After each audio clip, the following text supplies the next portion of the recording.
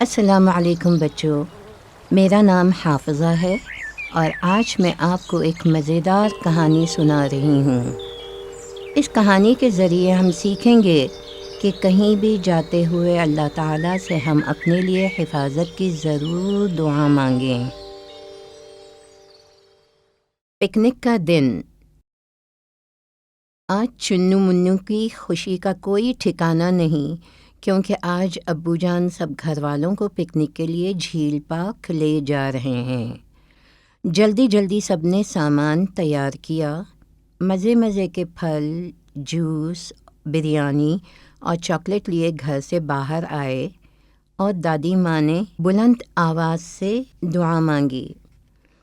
بسم اللہ توکلت علی اللہ لا حول ولا قوة الا باللہ۔ اسماعیل بھائی نے سامان گاڑی کی ڈگی میں رکھا۔ چنو منو جھٹ پٹ گاڑی میں سوار ہو گئے۔ اوہو، غلطی ہو گئی۔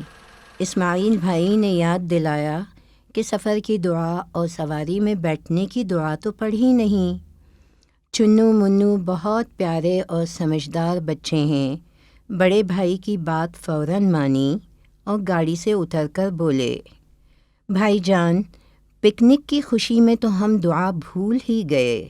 پھر سب نے مل کر دعا پڑھی۔ بسم اللہ، الحمد للہ، الحمد للہ، الحمد للہ، اللہ اکبر، اللہ اکبر، اللہ اکبر، سبحان الذی سخر لنا هذا وما كنا له مقرنین وَإِنَّا إِلَىٰ رَبِّنَا لَمُنقَلِبُونَ۔ الحمد للہ۔ اب ہم اس دعا کا ترجمہ پڑھیں گے۔ بسم اللہ، اللہ کے نام کے ساتھ۔ الحمد للہ، الحمد للہ، الحمد للہ، کل شکر اور تعریف اللہ کے لیے ہے۔ اللہ اکبر، اللہ اکبر، اللہ اکبر، اللہ سب سے بڑا ہے۔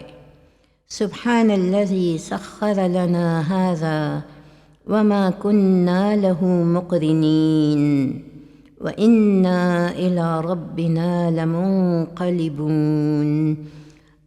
اللہ پاک ہے جس نے ہمارے لیے یہ سواری تابع کر دی ہے، حالانکہ ہمیں اسے قابو کرنے کی طاقت نہ تھی، اور ہم اپنے رب کی طرف لوٹنے والے ہیں۔ صدق اللہ العظیم۔ سبق: دیکھا بچوں، ہم اللہ کو کسی بھی حالت میں بھول نہیں سکتے۔